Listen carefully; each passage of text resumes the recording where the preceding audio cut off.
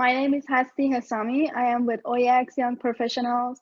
Thank you so much for joining us today. As we return to our weekly webinars, we would like to bring you a more in-depth conversation about the situation in Iran, struggle for human rights, women's rights through last 4 decades. We also want to cover a brief history of the struggle for freedom in Iran, where there have seen many massacres. For example, in 1988, and the most recent one, 2019, where political prisoners paid the ultimate price with their lives. But more importantly, we're going to speak to people who lived through early 1980s arrests and tortures. With that, we have a great panel today. I am joined with two of my colleagues of OIAC Young Professionals, Armin SeyedAhmadi and Sepideh Zamani. And also we have two very special guests, Dr. Firuz Daneshgari and Mrs. Mina Entezari, both former political prisoners and now human rights activists, empowered leaders and successful practitioners in their own fields. Our discussion today is not just about the price that is paid for the freedom in Iran, but it is about a nation that is seeking freedom for the last several decades. For more than one generation, the student, women, and the youth of Iran have challenged both dictatorship of the Shah and the tyranny of the mullahs today. We will look at the struggle. We will look at the Iran struggle for human rights and women's rights in the context of struggle for democracy and people's movement for free Iran. Before we start our session today, I think it is very important to watch a short clip from January of this year, 2020, of the protests across the various universities in Iran.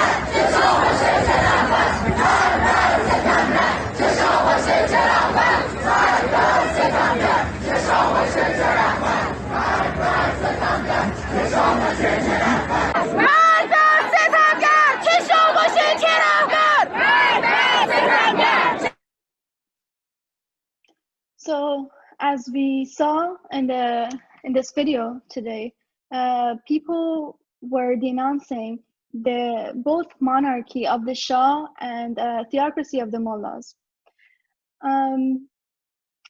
These protests took place 2 months after the nationwide uprisings that happened in November of 2019, which led to massacre of 1,500 protesters. Clearly, we see that Iranian people are not deterred. The movement for free Iran does not go anywhere. It continues. And this is what we're talking about today. So I want to begin our discussion today. But before that, I would like to ask all of you to submit your questions, and we will do our best to answer them. I would like to turn to our first guest. I would like to start with you, Mrs. Entezari, who you were in the regime's prison from 1981 to 1988 as a political prisoner. After her release, she came to the United States, graduated from Ottawa University in Arizona in business management and psychology, and she's now a successful business owner. Mrs. Entezari is among leaders of Iranian American community in Arizona, a blogger and an outspoken human rights activist in our community. We're very happy to have you with us today. If you could please tell us about your experiences as a political prisoners in Iran's regime. Well, thank you so much. Thank you, all of you, young generation who are working so hard for free Iran. And I'm so glad to work with you guys and give you some experience that we had back in Iran. As you said, I was political prisoner in Iran for 7 years. I was arrested in September of 1981 and transferred to Evin prison. And my crime was just participating in peaceful demonstrations. One of them was the big rally in Tehran on June 20, 1981, which 500,000 of people of Tehran participated in that. So they were crime those days. So in January 1982, in 5 minutes called court by Nayeri, they convicted me to 7 years and then transferred me to Bezel Hesab. While I was in Evin prison, I remember the nights that sometimes between 150 to 200 of our cellmates, they took them to outside of our ward, and behind our wall they executed them. Those are like nightmares for all of us. Actually, it was better for me to, when I talk about my memoir from the prison in Farsi, to express my feeling, but I try to say it in English. So this is why it is still hard for us to remember those nights. When I was in Evin and Ghazal Hisar, I remember 3 different generations at the same time in the prison. You know, people, this regime suppressed people, but for the women it was even harder because they treat women even worse than everybody else. It was hard for them that when they saw women were standing up in front of them and say no to them. So it was a lot of pressure on them. I saw many teenagers, many young pregnant women, many women with their children, and even elderly, like Mother Zakeri, who was mother of 8 children, and she was over 60 years old. So during I was in prison, I witnessed so many of my cellmates who've been tortured, and we used to just help them even without anything that we had. And after 7 years, by working so hard from my parents and all of their efforts, I got out of the prison and came to the United States. Instead of me, they arrested my father. When I came to the United States, they got him as a hostage and kept him in Evin prison for months. While I got here on summer of 1988, I've heard from Iran that by order of Khomeini, they ordered to execute all of the political prisoners, especially the supporter of main opposition group, Mujahedin Khalq. So I lost all of my friends during that mass execution of the political prisoners. For example, Firuz Abdi, who was a member of national volleyball team of Iran, and so many of my friends, along with their sister and brothers, our husbands. So sometimes 2, 3, 4 members of same family, they executed them at that time. And since I came here, try to be their voice, try to attend in any place, international place, to talk about them and bring them for justice. and try to be their voice, because we know that this crime is continuing. As long as this system is in power, they suppress people for because they just want freedom and democracy. So that's why I try to be their voice, and I hope we can do this together, and hopefully sometime we bring democracy in Iran and nobody can be suppressed for their ideas. Yeah, I'm sure with all of your hard work, I mean, it's really admirable to see, even though you went through such hardship, I mean, losing your friends and hearing them, you know, getting executed right so close by you. It is really heart-shattering, but you're still trying to advocate, and you are advocating for a free Iran, even away from our country. I want to ask you another question. Please tell us what you see in Iran right now, today. I think although the regime tried to suppress people and try to scare people not to come to the street and don't say anything, but for 4 decades, Iranian people and 4 generations come to the street, they shout loud and ask for freedom. And I think the regime cannot get, they can't be success in just by spreading fear between the people. So I believe that someday people get to that point. I can give you one example. Recently, you saw that so many people they arrested. I saw one of my former cellmates in those people, Zahra Safai. I remember that her father, Haj Safai, who was one of the prominent businessmen in Tehran, in Bazar Tehran, and Rajavardi executed him on summer of 1981. Zahra was a teenager at that time. She was in our cell. We were cellmate, and she was in prison for 9 years. And right now, they arrested her along with her daughter, passed to Moini. So they 3 to 4 generations are in the street. They are struggling for freedom. And the regime cannot just continue this suppression. How long they're going to do that? So I think by showing all those trying that the young generation are doing in the street, the protesters, it gives us that hope that someday the situation is going to change and we will get to that point. Thank you so much. We're all hopeful.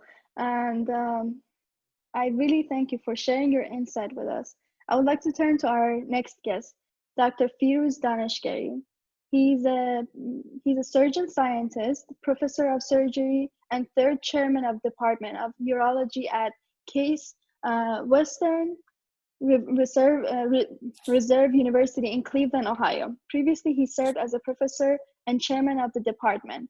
Dr. Daneshgari is also a prominent leader of the Iranian American community in Ohio, an outspoken advocate of human rights and refugee rights. He chaired and is among many advisory boards. Dr. Daneshgari is also a political prisoner. He was in prison from 1981 to 1982. Dr. Daneshgari, we really thank you so much for taking time out of your busy day.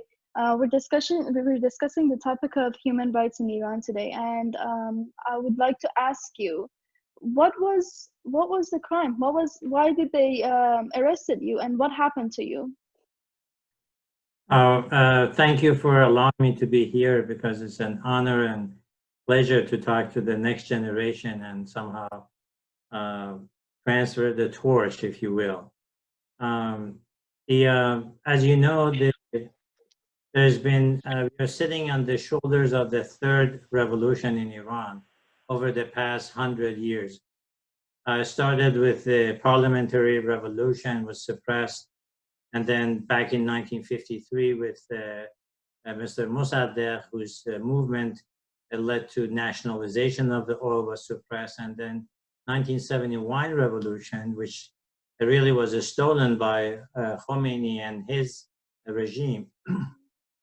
And the common thread throughout this whole 100 years is nothing but to ask for freedom. Freedom in a country that because of the geopolitical importance of it, is always the subject of invasion, subject of dominance, and so forth.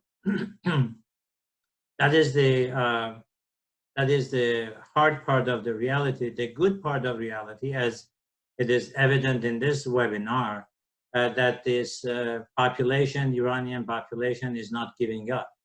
And I think we are at the dawn of reaching to our desired freedom. And so again, there was no crime. I was very similar to many other university students. I was at the University of Tehran in the medical school, participated in the 1971 revolution. Remember the day Khomeini came in, and we all were very hopeful that that revolution would lead to some of the basic human rights and what we, or our generation, your generation, enjoys here in the Western world. But it didn't take more than a few months until Khomeini realized that he cannot respond to people's needs, and therefore he went toward suppression, massive suppression, arresting, killing, torture, to consolidate his power. And so I was arrested on the street. I think I was identified, and I was severely tortured at Evin prison. I still carry the scars of torture. I lost the skin of my feet and so forth. But more importantly, I think what I saw during those days and months that I was in prison was really seeing the devil in the eye, seeing the nature of this regime that would has no respect for human life, has no respect for any human rights, and therefore would do whatever it takes to stay in power. This idea did not become, was clear to me, but after I escaped Iran, I had to stay in Germany with my brother in the Munich area.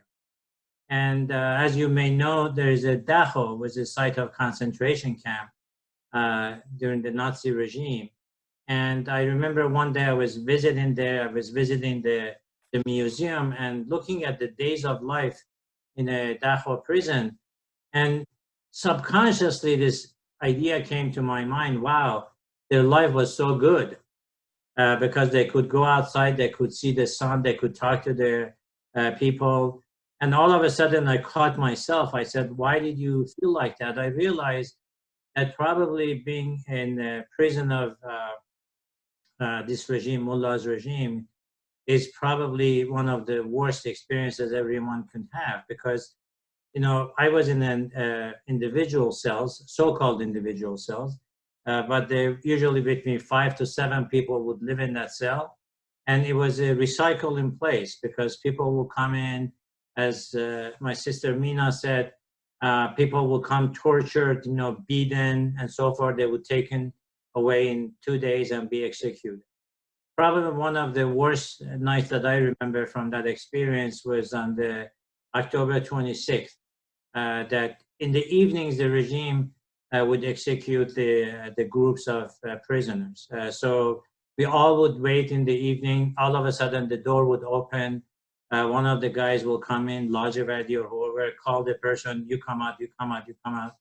And they will take out, and we know that that was the end of life. And then we would keep quiet until we hear the first firing of the fire squad.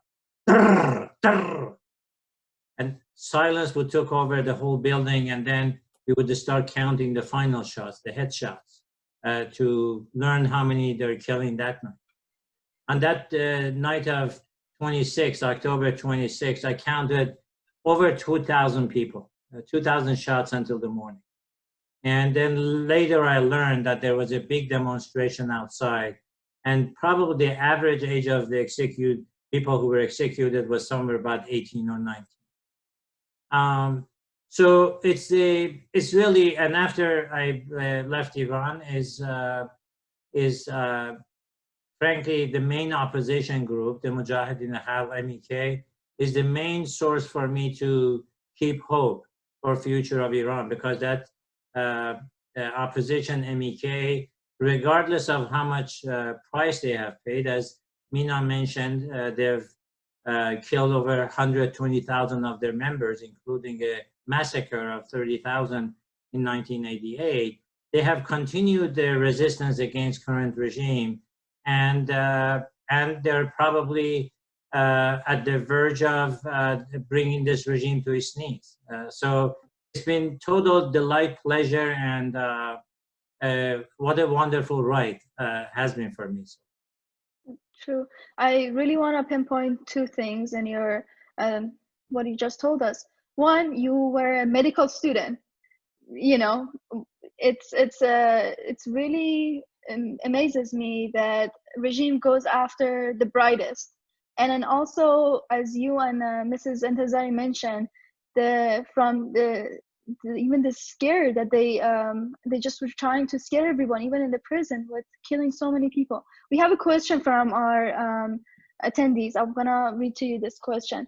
The regime tries to scare people by arresting the activists and even executing them. Do you think this tactic is working? You see, the answer is no. You presented the video as of, as the demonstration, the resistance continues and is getting stronger and stronger as the days go by. And without a question, based on all the independent assessment, regime is at weakest points in its entire life, has run out of all of its strategic resources, and is not that far from coming down to its knees. Yeah, thank you so much. I really admire all of your hard work, and both of you really reminded us that no matter where we are and what we're doing, there's hope, and we have to fight this regime. I really admire your courage. I want to keep going and turn to our colleagues. I would like to start with Armin. Armin, in our previous webinar, you talked to us about the stories of your mother, how she was in the prison and she was tortured, even though she survived right now, but she's disabled because of the tortures she endured in the prison. In your view, tell us, what do you think regime commits such violence? Well, first of all, thank you, Hasti, for having me to speak again about this really important issue. And also, I want to thank Ms. Entezari and Dr. Daneshgari for being with us today. And we really admire your courage. And you guys are an example for us, especially for my generation. So thank you for that. So to come back to your question, I think what makes Iran such a vicious regime is that this violence is basically built into the constitution of the Iranian regime. If you look at the constitution, there are specific language for that stops people from expressing their freedom. There's a lack of freedom of expression. There's lack of freedom of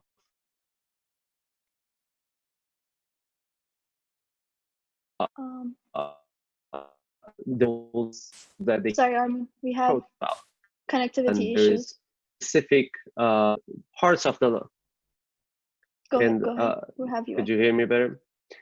And there, as I was saying, there were like specific part of the law that encourages executions, cutting of hands, stoning people, and many other inhuman practices. So if you basically look at Iran's history for the last 40 years, you can see that these institutional laws, these negative, violent institutional laws, has caused people to protest against Ayatollahs basically every decade. And every time this regime been acting with violence and been cracking down on these protesters, they've been arrested, executed. And as a lot of our guests mentioned, and as my mother sometimes tells me, like, they were tortured in a very inhuman way.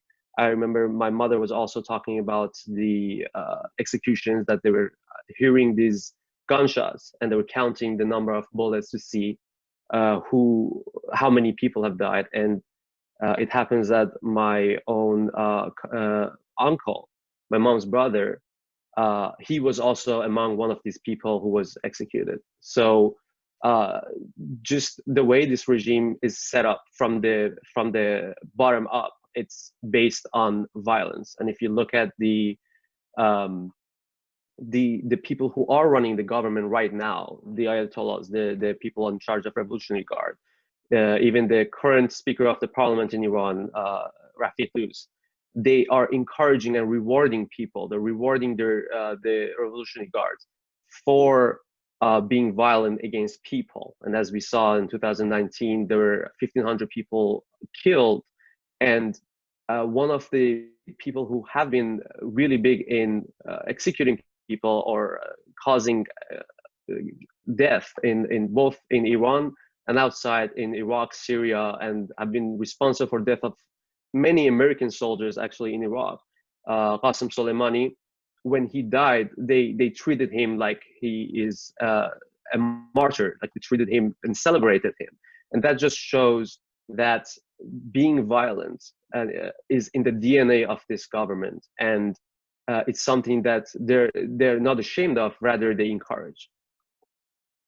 Thank you so much, Armin. You and I both born and grew up in Iran. We experienced and really saw such violences firsthand. But it is always sobering to hear how this regime uses violation of humans' rights as a strategy to survive. Yeah, like you just explained, you know, trying to make Qasem Soleimani into a hero while he was responsible for killing so many people. I want to turn to Sepideh. I know Sepideh has done a lot of research in about the issue of girls and women's rights. And I want to ask Sepideh, help us understand, what is the issue of women's rights in Iran? Isn't women's right human right? Yes, so thanks, Hasti. And you're completely right. Women's rights are human rights, but in the case of Iran, you have to look at how the women of Iran, they face a completely different form of violence than the rest of the society. The rights of women in Iran, or rather, honestly, lack thereof, is dehumanizing. Women are considered as second-class citizens in the eyes of the Iranian constitution. And like Armin said, human rights violations in Iran are embedded into their constitution. So there are specific laws that go against women in Iran. Just a couple of them are, like the first one is, according to Iran's constitution, women can't be presidents, they can't be judges or run for office without the permission of their guardians, like a husband, a father, a brother. And then another one is, in the US, obtaining a passport is a citizen's birthright, regardless of their gender. But in Iran, women are required to get permission from their husbands before requesting a passport. In Iran, women they're not just fighting for legal recognition, they're fighting for political, social, economic, and cultural freedoms that go beyond what we know. And in Iran, there's killings such as honor killings, where men kill women without reason, except that the woman was being dishonorable, which, it's mind-boggling when you actually think about it. And for example, just last month, 14-year-old Romina Ashravi, she was beheaded by her father while she was sleeping. And the reason was because she wanted to go out with a guy. And then Hania Rajabi was beaten with a belt by her father and was kept out of school for an entire week because she walked home from school to buy ice cream instead of taking the bus one day. And these honor killings are unfathomable and just cruel. There are thousands of Rominas and Hanias who have no protection in Iran. Violence at home is a subset of a broader systematic violence against women and these girls. These violations are cultural, and they're happening because the constitution and the regime allow it, because their system accepts and promotes a much higher threshold for violence, quite honestly. Violence against women is institutionalized in Iran. It's literally embedded into their constitution.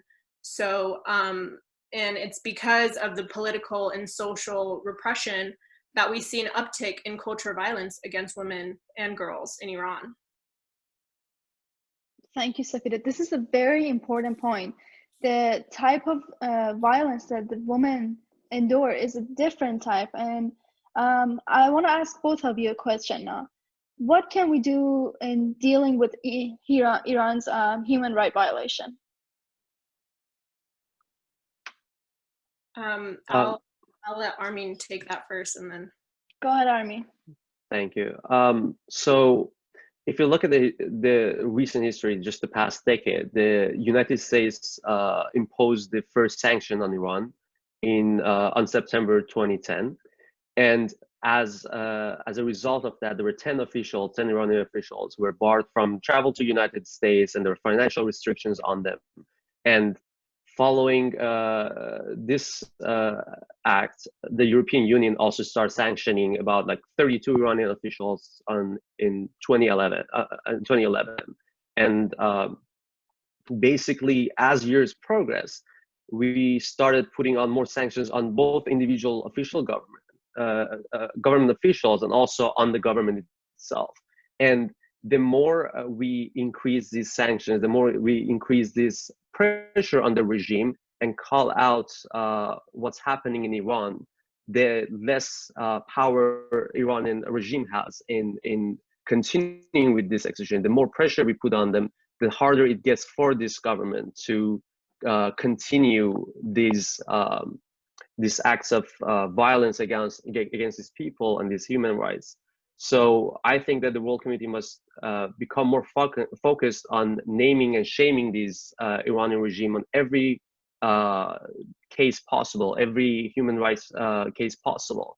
And anything short of that, I think, would empower this regime to increase this violence on its people. And if you look at the history, this technique has been working for many other countries during the South Africa's apartheid, for example. That was one of the techniques used, and we know as a fact that it works. And I think that we need to increase these pressures on this regime for sure. Yeah, and I would 100% agree with everything that he just said. And going off of what Armin said, the same should be done on the issue of women's rights. Just a couple of days ago, actually, the Iranian regime hosted a ceremony to open a park for women only. And in the ribbon cutting ceremony, there was not a single woman present. For women, like they're opening a park for women. But in the ribbon cutting ceremony, it was just men in the photos. And that is a small example of misogyny and power in Iran. The laws in Iran were made to keep the women in chains, yet they are on the front lines of the protests, regardless of the price they know that they will pay eventually. We have to have a much louder voice for the women of Iran by the various women's organizations in America and around the world. There have been several documented cases of the stoning of women in Iran and rape of female political prisoners before the night of execution. Iran holds the highest number for female executions in the world, actually. So I just want to see a loud and clear voice of disapproval by women's organizations globally and all the human rights groups. This is not just a story of the 1980s, you know, this is happening today, surprisingly enough. Right, true. It's been happening throughout the last 4 decades, and within, you know, this connected world that we live in today with social media and different news outlets, we cannot stay silent. It's not an option. That's true, Sepideh, and I agree with you. Women of Iran are very educated. Coming from someone who did most of her education in Iran, majority of women, even though unfairly they've been given the chances less than men in Iran, but they still are in the universities. Majority of people who attend universities are women. And then we still can see all of these injustices towards women. And that explains why they're in the front lines of protests. So I want to ask you another question, Sepideh. What do you think about the issue of hijab, the forced veiling that the regime is doing in Iran? Do you, that the woman can't even pick their own clothing? Yeah, so I just wanted to say thank you for sharing your experience, because I'm sure that it's a lot different when, you know, you grew up there and you went to school there. But on the issue of the hijab, obviously we recognize women's rights to choosing their own clothing. That's extremely important. Hijab is a choice, and it should be a choice. It shouldn't be forced on or forced off of women in Iran. Whoever wants to wear it can, whoever doesn't want to doesn't have to. That should be completely up to the individual woman. But that is not all that women want and all that they're fighting for in Iran. There's so much more to women's oppression in Iran and what's going on. In fact, anyone who portrays the women's movement in Iran just on this single issue of the hijab is not recognizing the broader call that women are leading for real, actual change in Iran. For a free Iran overall, that's what they want. And that is just a small step towards it. Women of Iran, they want freedom in every aspect of their lives. You know, they want social freedom, political, religious, cultural, economic, in every aspect. And they just want a free Iran. They want equality, and they have come so far to be held back again. And this is the time to just take it past the finish line. Thank you, Sepideh. That is very true. As both of our guests, Mrs. Entezari and Dr. Daneshgari, shared with us, the call for a free Iran dates to months after 1979 revolution. Even some argue that it goes back to Dr. Mossadegh's era, even the constitutional movement in early 1900s. Clearly, our nation has not given up the call for freedom and the democracy, but yet we see many difficulties, obstacles, setbacks. Armin and Sepideh, both of you, please chime in. What do you think about this? Why? Well, Hasti, as you said, I think that it's important for all of us to remember that the call for a free Iran has always been a part of our history. In the early 1900s, there's movements for independence and freedom of Iran. And Iran has been seeing many, unfortunately, many dictatorships and many dark days. And before this regime, there was a monarchy. And there were the power grab with the foreign powers over the oil and the politics of the Middle East. But every time, there has been a group of people who were coming together and starting a movement against these dictatorships and these monarchies, like Sattar Khan, Bagher Khan, who stand up for power, or Dr. Mossadegh, who was fighting for nationalization of the oil, and also progressive organizations like MEK and the socialists and the left back in the 1970s. So if you look at the history, it's always been that has always been the case. Now, I like to say that not all of these organizations have passed the test of time. And many of them have lost their way, and many of them have lost their support. But one group that has always been resilient in their action and continued to carry this mission of independence and freedom throughout these years has been the MEK. And the fact that they are resilient and they have been passing the test of turbulences of the 1970s, 1980s, 1990s, this fact makes them a big issue for the Iranian regime. And that's why that they're trying to find and capture and kill the MEK members, as we heard by Ms. Entezari and Dr. Daneshgari. So I think that what this regime does not understand is that the ideal of freedom that MEK is bringing about is rooted in the Iranian society and in Iranian history, really. And this cannot be killed. It's an organization that, because of its resilience and because of the fact that it wants and is willing to sacrifice for a free Iran, is eventually going to be able to overthrow this government. And when you have something like that on your side, I don't think that any effort of this regime can set you back. Right. So what I'm hearing is that you're saying MEK, the main Iranian opposition, is part of people, and that's why they been going on so far. Yeah. Sepideh, do you want to chime in? Yeah. So that is completely right, Hasti. It's because MEK is within the people and the people themselves. And especially going back on what Armin said, what's different this time, in my opinion, is that it's an inclusive engagement by the entire society, you know, by the society as a whole. The movement for a free Iran is led by women, quite honestly. the pictures that you see that go viral on Twitter or social media or other places, you know, a lot of those pictures, there are women at the front lines of this movement.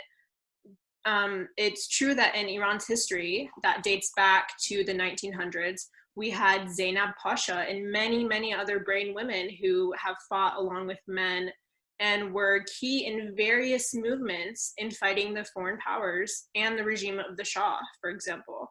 But when it came to leadership, women weren't included. They were overlooked, quite frankly. But today's different.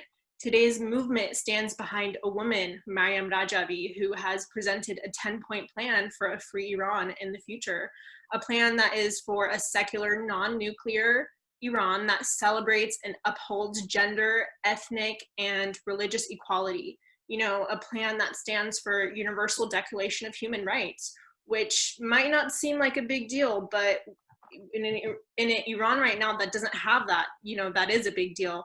And it asks for a peaceful coexistence of everyone, regardless of your religion, regardless of your gender, regardless of anything. And it's essentially everything that is in the direct opposition of what the current regime is of Iran. You know, like literally the opposite of what's going on in Iran right now. This is what makes me really excited and hopeful about the future of Iran.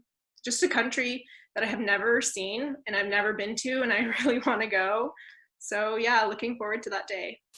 Yes, Sepideh, I cannot even imagine. I mean, we were born and grew up there, so we have strong ties with Iran. But for you to be an advocate here and, you know, spend time and do research, it is very admirable. I also want our guests to talk about this matter if they want to.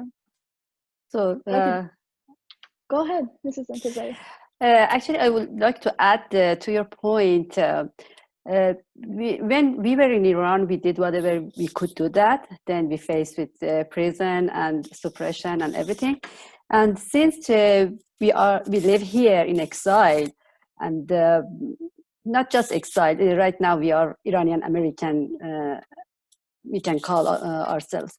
But as Iranian American who wish that someday in Iran we have the same situation like here, and we are trying to work for free Iran, and we wish someday we don't have a death penalty, and we would have freedom of expression, and people are free to wear whatever they want, and any religion they pick, whatever. So while we are here, I think there are so many conditions, so many tools that we can use to raise our people voice. Because we see when people in Iran come to the street, they pay a very high price. They arrest them, they take them to the prison, they kill them, especially women.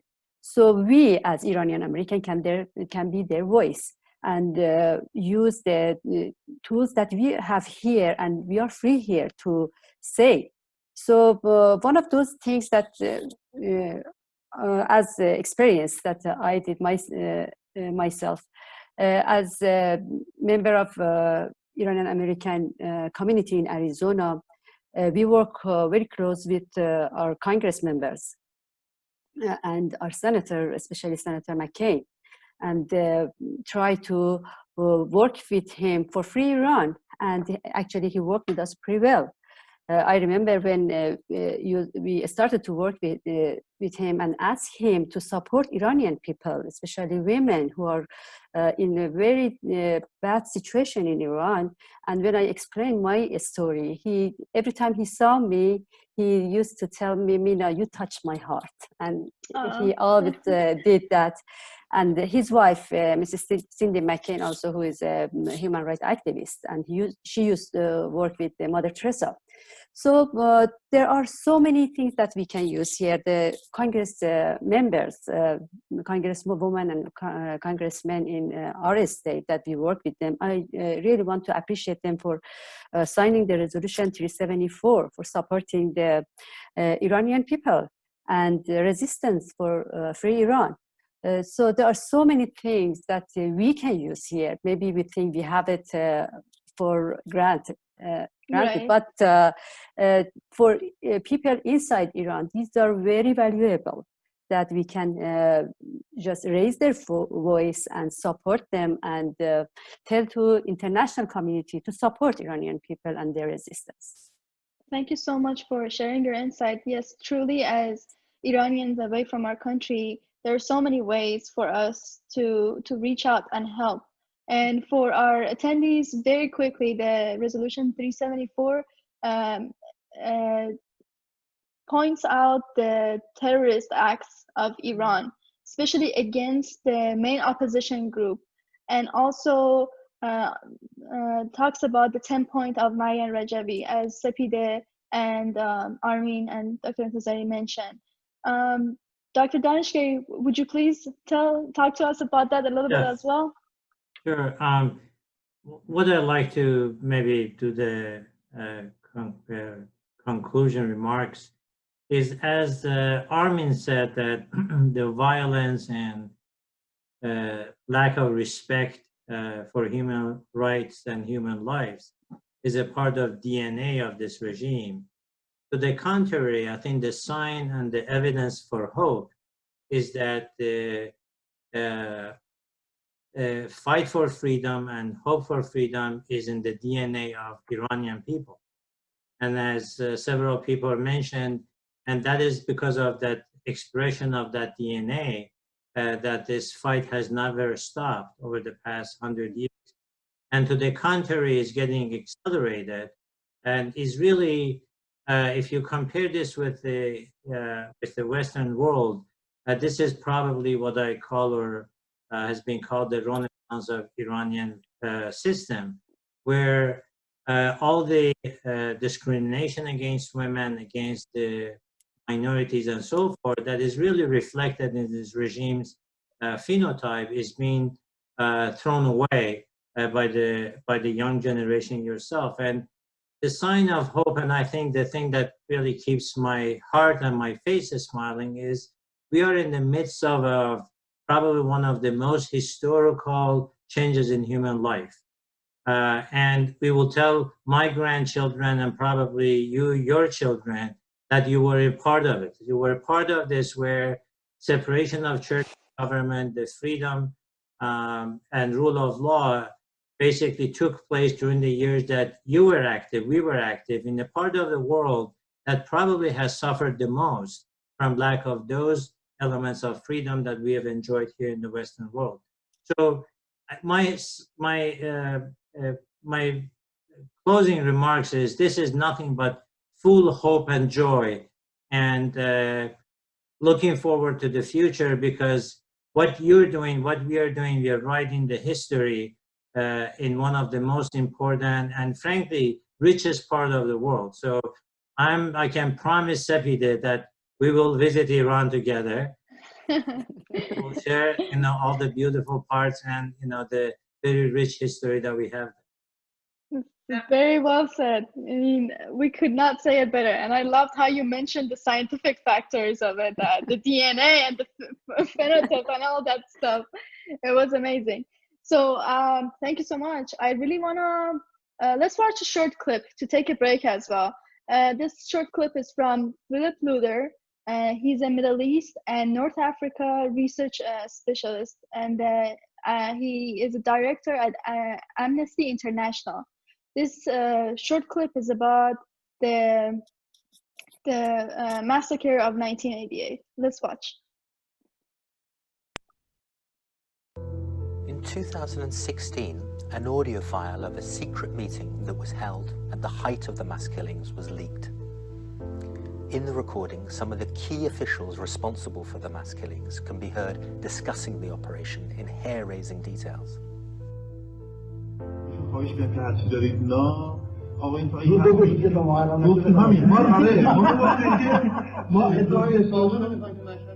Three decades on, they, along with other perpetrators, remain in high positions of power and have faced no accountability for their crimes. The secrecy surrounding how the victims were killed and where they were buried means that they are still forcibly disappeared. The torture of their families is ongoing. These crimes are so serious that they constitute crimes against humanity. Amnesty International is calling for UN investigations. The Iranian authorities relentlessly seek to hide the truth from the world. With your help, we are determined to stop them. The perpetrators must face accountability. Families and survivors have the right to truth and justice. میخوام قبر بچه‌ام پیدا کنم. میخوام ببینم گور بچه‌ام کجا هستن. که اگه یه روز یک از زنده ماندم رفتم ایران، برم خودم بنازم رو قبر بچه‌ام. برم بر بچه‌ام گریه نکنم. برم سینه تو خودم بنازم رو قبر بچه‌ام.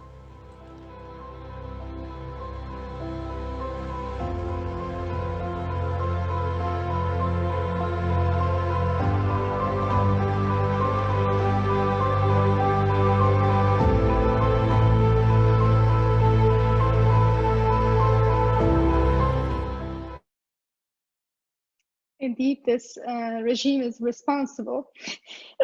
I'm so sorry. This video always gets me, especially because my first language is Farsi as well. It is very difficult to listen to this mother wanting to just be at the grave of his kid, which never had one. This video is about accountability, truth, and justice. I think this topic really requires its own session. But I want to still go forward and ask our panel and guests more questions. What is the path forward with this regime? How can we stop such injustices? First of all, Hasti, I think I'm speaking on behalf of everyone else in this panel, and many of Iranians, like, we feel the same with you. This regime has had many chances to change its behavior, and with every protest or with every decade. And unfortunately, every time it proved the world and the people of Iran that what it calls reforms is just a lie. And it's a game just to prolong its life.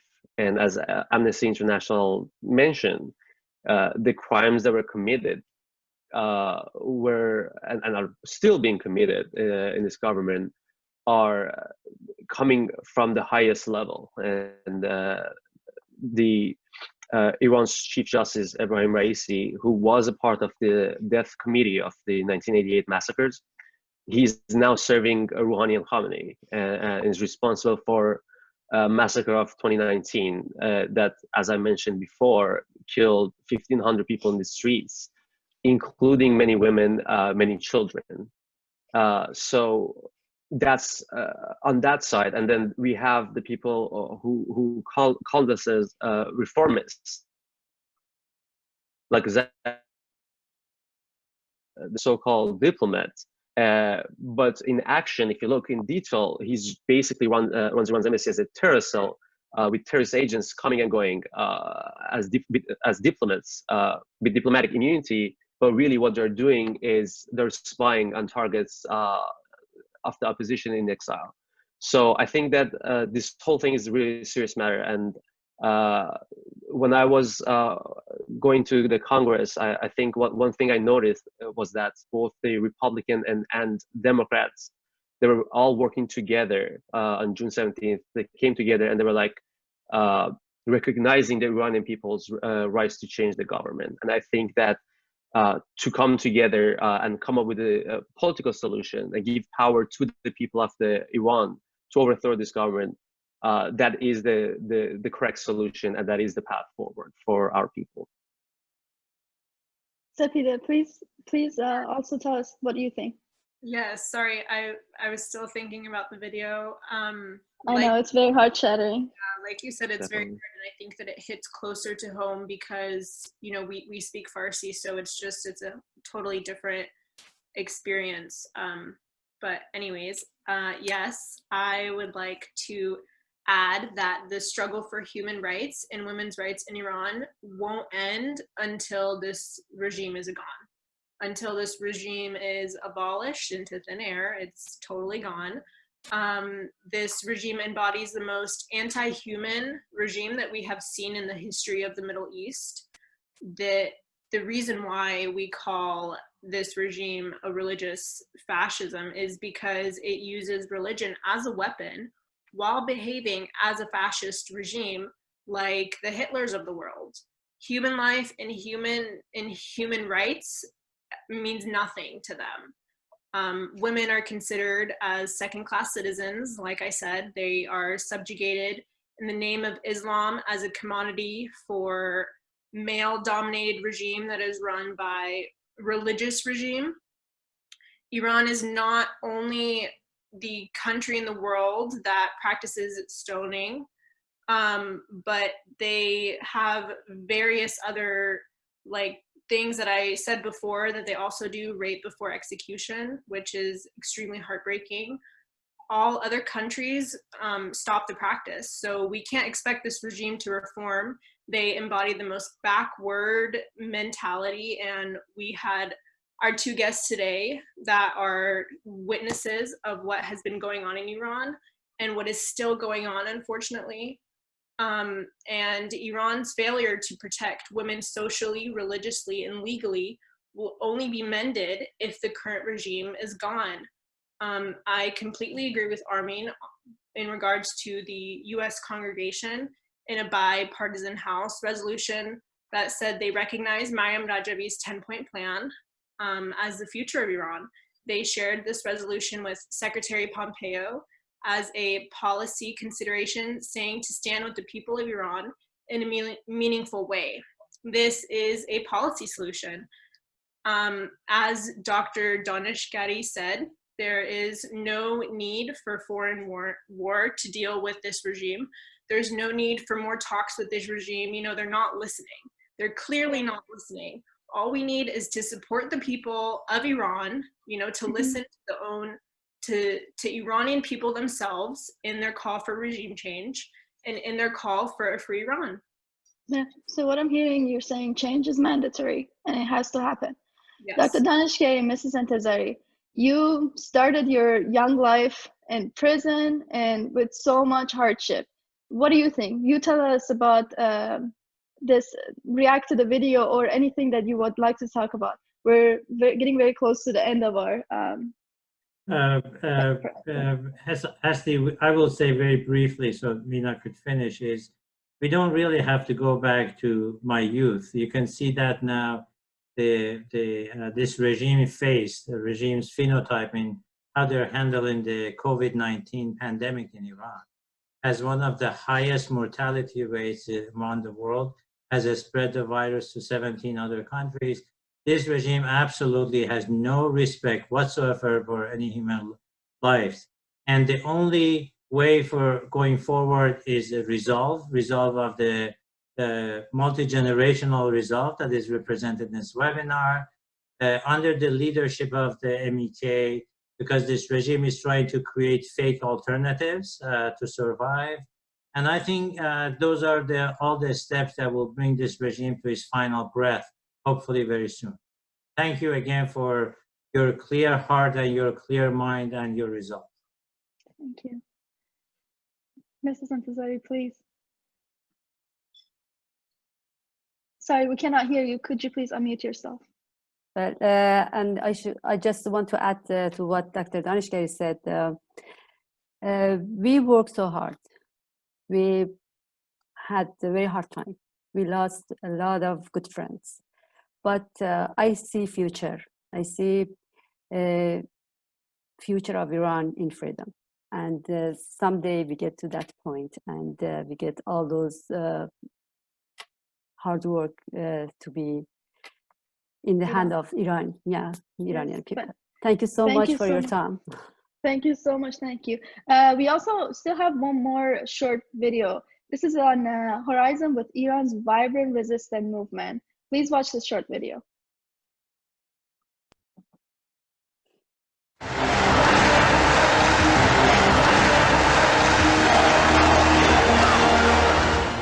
Every year, this is the largest gathering of Iranians abroad and one of the most significant political events.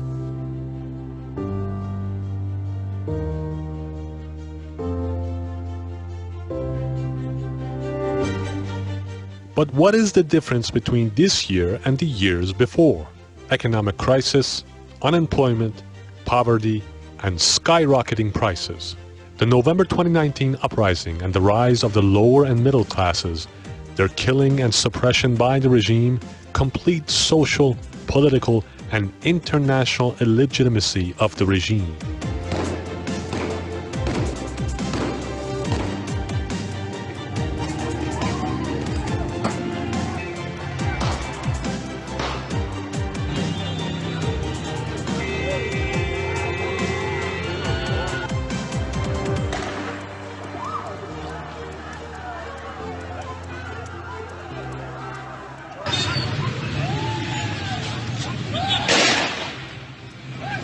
Extensive protests and condemnation of the regime's shooting down of a Ukrainian passenger plane over Tehran and the killing of all 176 on board. Students' uprisings 2 months after the bloody November 2019 crackdown, calling for regime change, showed the rise of a new section of society against the rule of the supreme leader.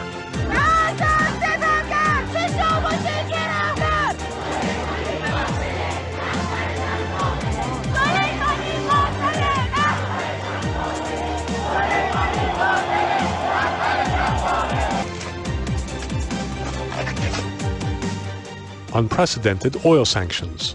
A regime MP once said that if oil exports reach 500,000 barrels per day, we will no longer be able to pay the oil companies' salaries.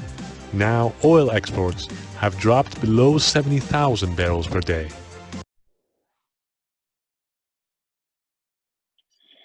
Well, this is it. I wanted to thank all of you and everyone who joined, all of our panelists and the speakers. I hope today's session was helpful for you and in understanding the journey for free Iran. Please mark your calendar.